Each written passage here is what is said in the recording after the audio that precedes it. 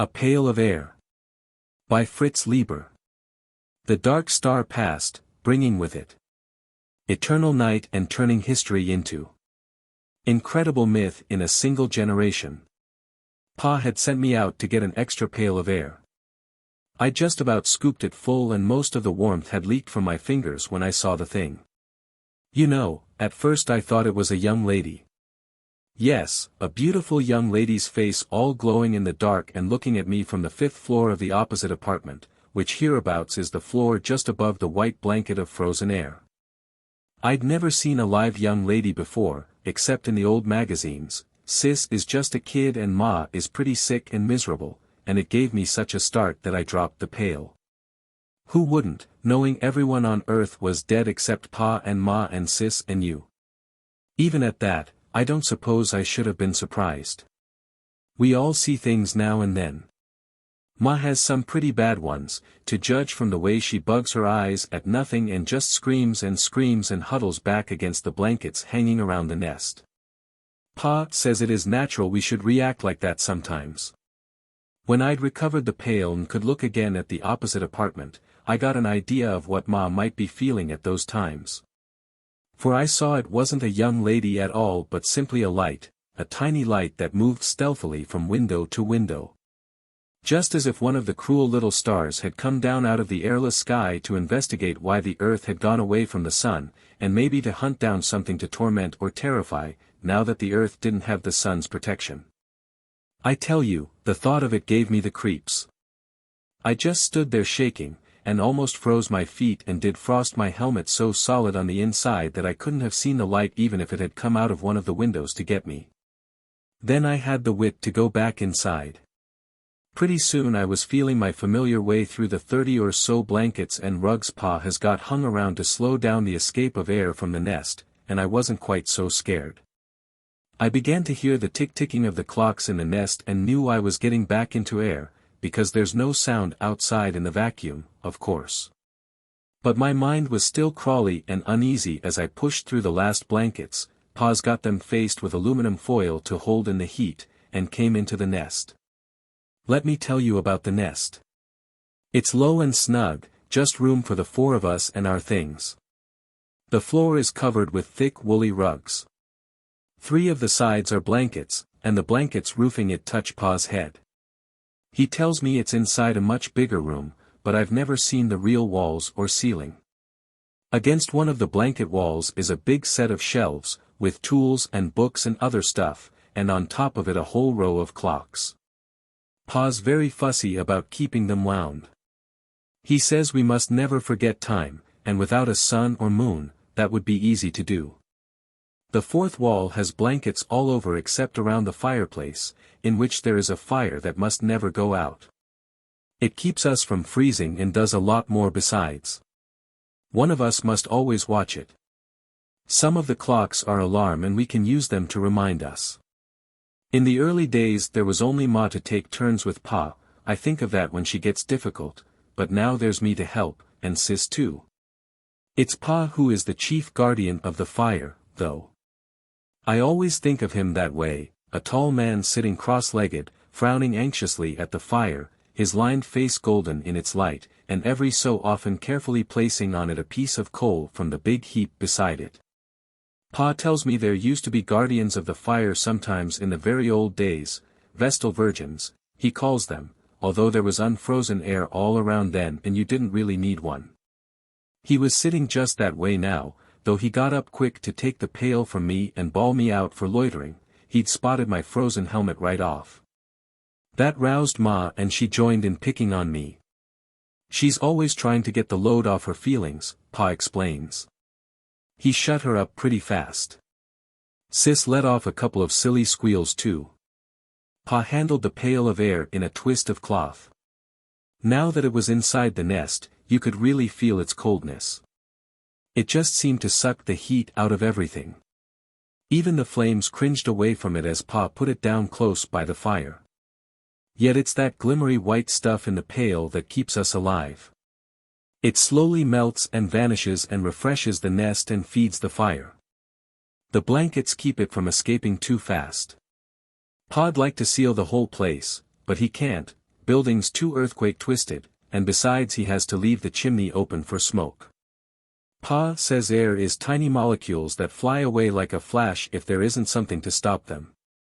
We have to watch sharp not to let the air run low. Pa always keeps a big reserve supply of it in buckets behind the first blankets, along with extra coal and cans of food and other things, such as pails of snow to melt for water. We have to go way down to the bottom floor for that stuff, which is a mean trip, and get it through a door to outside. You see, when the earth got cold, all the water in the air froze first and made a blanket 10 feet thick or so everywhere, and then down on top of that dropped the crystals of frozen air, making another white blanket 60 or 70 feet thick maybe. Of course, all the parts of the air didn't freeze and snow down at the same time. First to drop out was the carbon dioxide. When you're shoveling for water, you have to make sure you don't go too high and get any of that stuff mixed in, for it would put you to sleep, maybe for good, and make the fire go out. Next there's the nitrogen, which doesn't count one way or the other, though it's the biggest part of the blanket. On top of that, and easy to get at, which is lucky for us, there's the oxygen that keeps us alive. Pa says we live better than kings ever did, breathing pure oxygen, but we're used to it and don't notice. Finally, at the very top, there's a slick of liquid helium, which is funny stuff. All of these gases in neat separate layers. Like a pussy cafe, Pa laughingly says, whatever that is. I was busting to tell them all about what I'd seen, and so as soon as I ducked out of my helmet and while I was still climbing out of my suit, I cut loose. Right away Ma got nervous and began making eyes at the entry slit in the blankets and wringing her hands together, the hand where she'd lost 3 fingers from frostbite inside the good one, as usual. I could tell that Pa was annoyed at me scaring her and wanted to explain it all away quickly, yet could see I wasn't fooling. "And you watched this light for some time, son?" he asked when I finished. I hadn't said anything about first thinking it was a young lady's face. Somehow that part embarrassed me. Long enough for it to pass 5 windows and go to the next floor. And it didn't look like stray electricity or crawling liquid or starlight focused by a growing crystal, or anything like that. He wasn't just making up those ideas. Odd things happen in a world that's about as cold as can be, and just when you think matter would be frozen dead, it takes on a strange new life. A slimy stuff comes crawling toward the nest, just like an animal snuffing for heat. That's the liquid helium. And once, when I was little, a bolt of lightning, not even Pa could figure where it came from, hit the nearby steeple and crawled up and down it for weeks, until the glow finally died. "Not like anything I ever saw," I told him. He stood for a moment frowning. "Then, I'll go out with you, and you show it to me," he said. Ma raised a howl at the idea of being left alone, and Sis joined in, too, but Pa quieted them. We started climbing into our outside clothes. Mine had been warming by the fire. Pa made them. They have plastic headpieces that were once big double-duty transparent food cans, but they keep heat and air in and can replace the air for a little while, long enough for our trips for water and coal and food and so on. Ma started moaning again. "I've always known there was something outside there, waiting to get us. I've felt it for years, something that's part of the cold and hates all warmth and wants to destroy the nest. It's been watching us all this time, and now it's coming after us. It'll get you and then come for me. Don't go, Harry." Pa had everything on but his helmet. He knelt by the fireplace and reached in and shook the long metal rod that goes up the chimney and knocks off the ice that keeps trying to clog it. Once a week he goes up on the roof to check if it's working all right. That's our worst trip and Pa won't let me make it alone. "Sis," Pa said quietly, "come watch the fire. Keep an eye on the air, too. If it gets low or doesn't seem to be boiling fast enough, fetch another bucket from behind the blanket. But mind your hands. Use the cloth to pick up the bucket." Sis quit helping Ma be frightened and came over and did as she was told. Ma quieted down pretty suddenly, though her eyes were still kind of wild as she watched Pa fix on his helmet tight and pick up a pail and the 2 of us go out. Pa led the way and I took hold of his belt. "It's a funny thing, I'm not afraid to go by myself, but when Pa's along I always want to hold on to him. Habit, I guess, and then there's no denying that this time I was a bit scared. You see, it's this way. We know that everything is dead out there. Pa heard the last radio voices fade away years ago, and had seen some of the last folks die who weren't as lucky or well protected as us. So we knew that if there was something groping around out there, it couldn't be anything human or friendly. Besides that, there's a feeling that comes with it always being night, cold night. Pa says there used to be some of that feeling even in the old days, but then every morning the sun would come and chase it away. I have to take his word for that, not ever remembering the sun as being anything more than a big star. You see, I hadn't been born when the dark star snatched us away from the sun, and by now it's dragged us out beyond the orbit of the planet Pluto, Pa says, and taking us farther out all the time. I found myself wondering whether there mightn't be something on the dark star that wanted us, and if that was why it had captured the Earth. Just then we came to the end of the corridor and I followed Pa out on the balcony. I don't know what the city looked like in the old days, but now it's beautiful. The starlight lets you see it pretty well. There's quite a bit of light in those steady points speckling the blackness above. Pa says the stars used to twinkle once, but that was because there was air. We are on a hill and the shimmery plain drops away from us and then flattens out, cut up into neat squares by the troughs that used to be streets. I sometimes make my mashed potatoes look like it, before I pour on the gravy. Some taller buildings push up out of the feathery plain, topped by rounded caps of air crystals, like the fur hood Ma wears, only whiter. On those buildings you can see the darker squares of windows, underlined by white dashes of air crystals. Some of them are on a slant, for many of the buildings are pretty badly twisted by the quakes and all the rest that happened when the dark star captured the Earth. Here and there a few icicles hang, water icicles from the first days of the cold, other icicles of frozen air that melted on the roofs and dripped and froze again. Sometimes one of those icicles will catch the light of a star and send it to you so brightly you think the star has swooped into the city. That was one of the things Pa had been thinking of when I told him about the light, but I had thought of it myself first and known it wasn't so. He touched his helmet to mine so we could talk easier and he asked me to point out the windows to him. But there wasn't any light moving around inside them now, or anywhere else. To my surprise, Pa didn't bawl me out and tell me I'd been seeing things.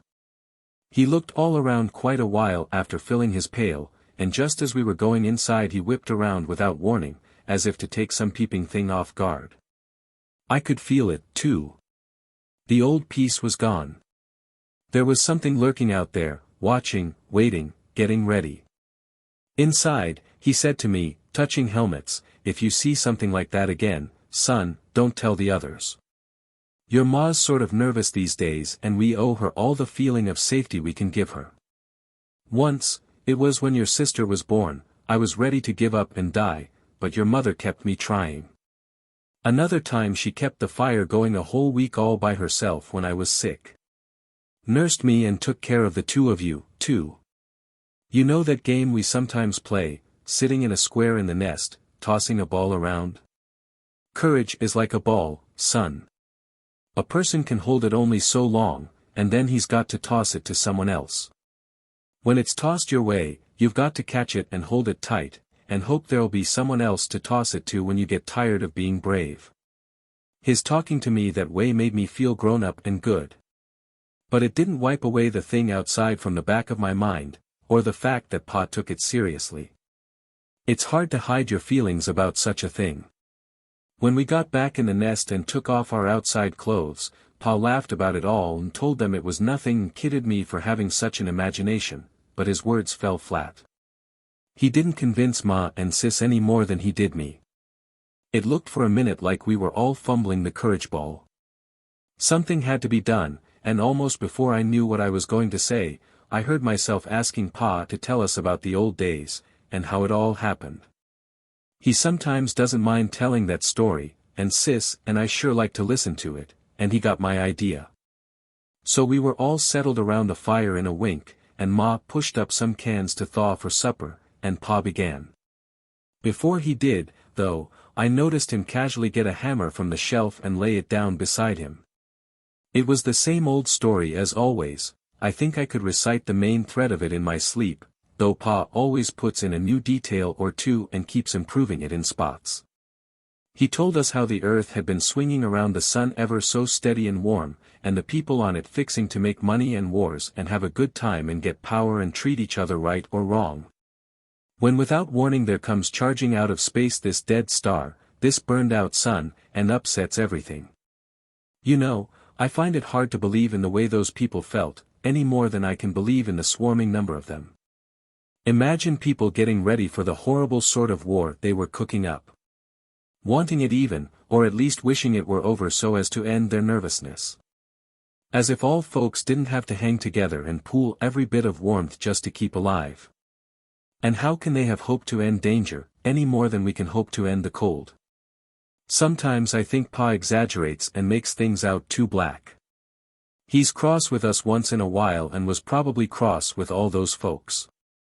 Still, some of the things I read in the old magazines sound pretty wild. He may be right.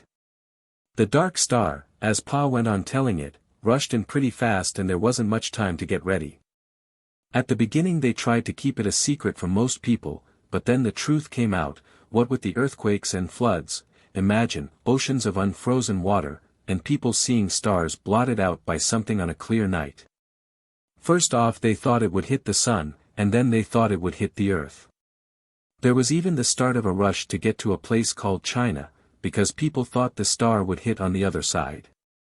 But then they found it wasn't going to hit either side, but was going to come very close to the earth. Most of the other planets were on the other side of the sun and didn't get involved. The sun and the newcomer fought over the earth for a little while, pulling it this way and that, like two dogs growling over a bone, Pa described it this time, and then the newcomer won and carried us off. The sun got a consolation prize, though. At the last minute he managed to hold on to the moon. That was the time of the monster earthquakes and floods, 20 times worse than anything before. It was also the time of the big jerk, as Pa calls it, when all earth got yanked suddenly, just as Pa has done to me once or twice, grabbing me by the collar to do it, when I've been sitting too far from the fire. You see, the dark star was going through space faster than the sun, and in the opposite direction, and it had to wrench the world considerably in order to take it away. The big jerk didn't last long.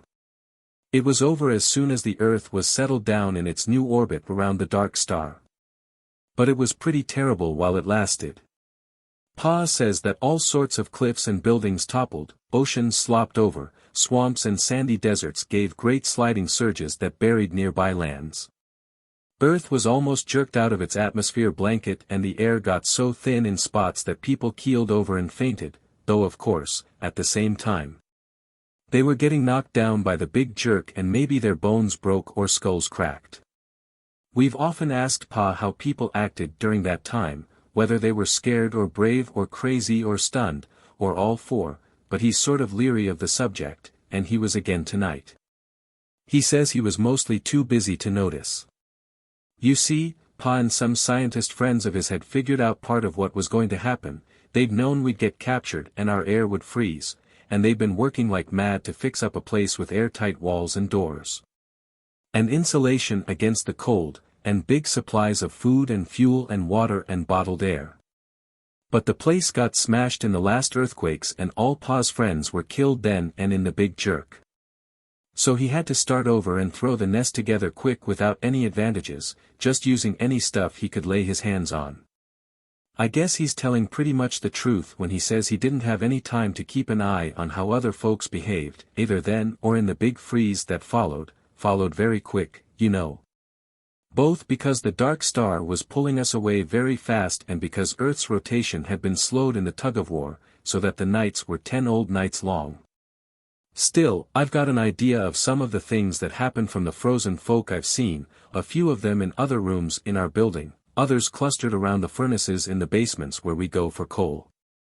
In one of the rooms, an old man sits stiff in a chair, with an arm and a leg in splints. In another, a man and woman are huddled together in a bed with heaps of covers over them. You can just see their heads peeking out, close together. And in another a beautiful young lady is sitting with a pile of wraps huddled around her, looking hopefully toward the door, as if waiting for someone who never came back with warmth and food. They're all still and stiff as statues, of course, but just like life. Pa showed them to me once in quick winks of his flashlight, when he still had a fair supply of batteries and could afford to waste a little light. They scared me pretty bad and made my heart pound, especially the young lady. Now, with Pa telling his story for the umpteenth time to take our minds off another scare, I got to thinking of the frozen folk again. All of a sudden I got an idea that scared me worse than anything yet.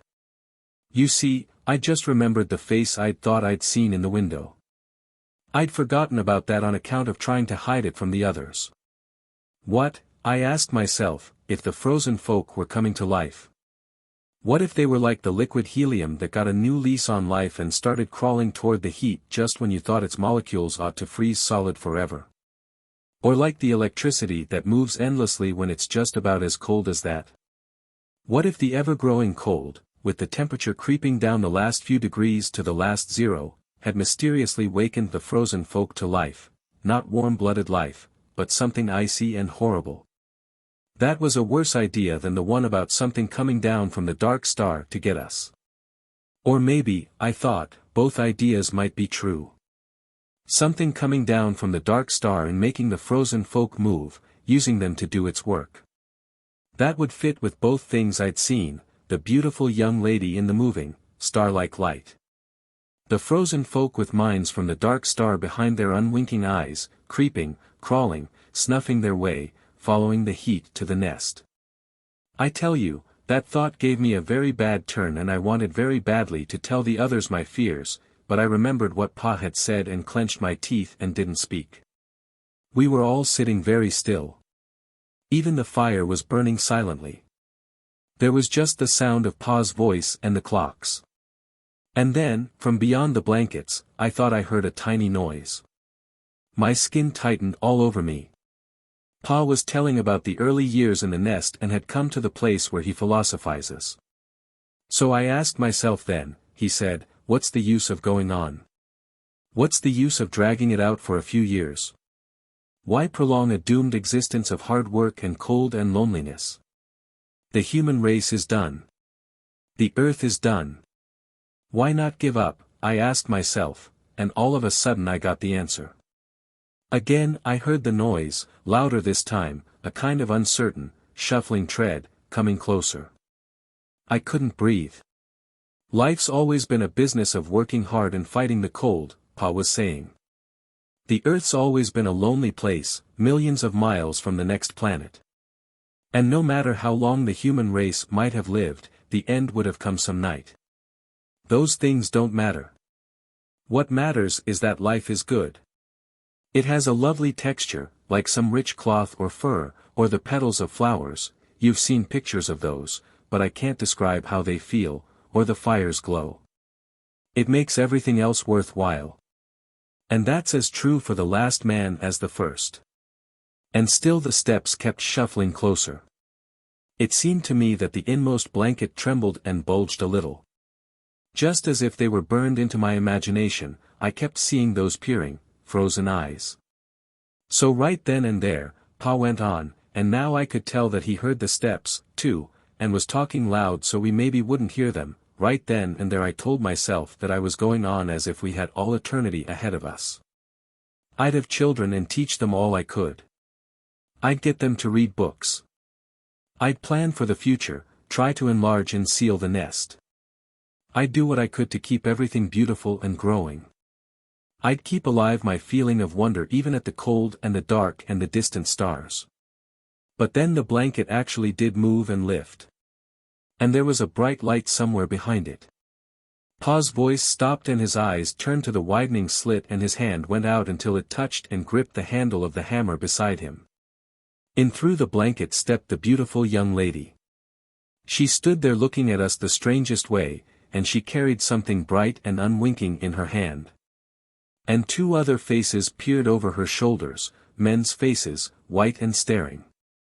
Well, my heart couldn't have been stopped for more than 4 or 5 beats before I realized she was wearing a suit and helmet like Pa's homemade ones, only fancier, and that the men were 2, And that the frozen folk certainly wouldn't be wearing those. Also, I noticed that the bright thing in her hand was just a kind of flashlight. The silence kept on while I swallowed hard a couple of times, and after that there was all sorts of jabbering and commotion. They were simply people, you see. We hadn't been the only ones to survive, we just thought so, for natural enough reasons. These 3 people had survived, and quite a few others with them. And when we found out how they'd survived, Pa let out the biggest whoop of joy. They were from Los Alamos and they were getting their heat and power from atomic energy. Just using the uranium and plutonium intended for bombs, they had enough to go on for thousands of years. They had a regular little airtight city, with airlocks and all. They even generated electric light and grew plants and animals by it. At this Pa let out a second whoop, waking Ma from her faint. But if we were flabbergasted at them, they were double flabbergasted at us. One of the men kept saying, "But it's impossible, I tell you. You can't maintain an air supply without hermetic sealing. It's simply impossible." That was after he had got his helmet off and was using our air. Meanwhile, the young lady kept looking around at us as if we were saints, and telling us we'd done something amazing, and suddenly she broke down and cried. They'd been scouting around for survivors, but they never expected to find any in a place like this. They had rocket ships at Los Alamos and plenty of chemical fuel. As for liquid oxygen, all you had to do was go out and shovel the air blanket at the top level. So after they'd got things going smoothly at Los Alamos, which had taken years, they decided to make some trips to likely places where there might be other survivors. No good trying long-distance radio signals, of course, since there was no atmosphere to carry them around the curve of the Earth. Well, they'd found other colonies at Argonne and Brookhaven and way around the world at Harwell and Tanatuva. And now they'd been giving our city a look, not really expecting to find anything. But they had an instrument that noticed the faintest heat waves and it had told them there was something warm down here, so they'd landed to investigate. Of course we hadn't heard them land, since there was no air to carry the sound, and they'd had to investigate around quite a while before finding us. Their instruments had given them a wrong steer and they'd wasted some time in the building across the street. By now, all 5 adults were talking like 60. Pa was demonstrating to the men how he worked the fire and got rid of the ice in the chimney and all that. Ma had perked up wonderfully and was showing the young lady her cooking and sewing stuff, and even asking about how the women dressed at Los Alamos. The strangers marveled at everything and praised it to the skies. I could tell from the way they wrinkled their noses that they found the nest a bit smelly, but they never mentioned that at all and just asked bushels of questions. In fact, there was so much talking and excitement that Pa forgot about things, and it wasn't until they were all getting groggy that he looked and found the air had all boiled away in the pail. He got another bucket of air quick from behind the blankets. Of course that started them all laughing and jabbering again. The newcomers even got a little drunk. They weren't used to so much oxygen. Funny thing, though, I didn't do much talking at all and Sis hung on to Ma all the time and hid her face when anybody looked at her.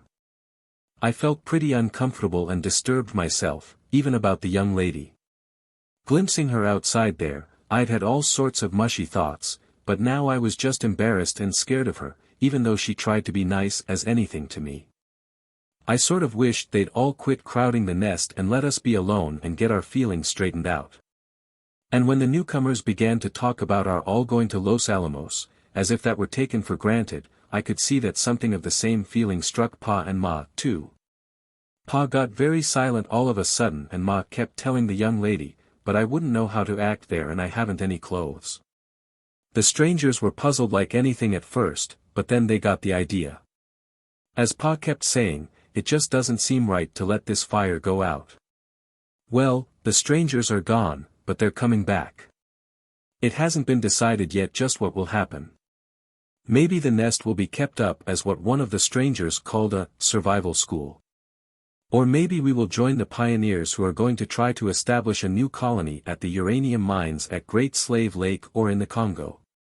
Of course, now that the strangers are gone, I've been thinking a lot about Los Alamos and those other tremendous colonies. I have a hankering to see them for myself. You ask me, Pa wants to see them, too. He's been getting pretty thoughtful, watching Ma and Sis perk up. It's different, now that we know others are alive, he explains to me. Your mother doesn't feel so hopeless anymore. Neither do I, for that matter, not having to carry the whole responsibility for keeping the human race going, so to speak. It scares a person. I looked around at the blanket walls and the fire and the pails of air boiling away and Ma and Sis sleeping in the warmth and the flickering light. It's not going to be easy to leave the nest, I said, wanting to cry, kind of. It's so small and there's just the four of us. I get scared at the idea of big places and a lot of strangers. He nodded and put another piece of coal on the fire. Then he looked at the little pile and grinned suddenly and put a couple of handfuls on, just as if it was one of our birthdays or Christmas. You'll quickly get over that feeling, son, he said. The trouble with the world was that it kept getting smaller and smaller, till it ended with just the nest. Now it'll be good to have a real huge world again, the way it was in the beginning. I guess he's right. You think the beautiful young lady will wait for me till I grow up?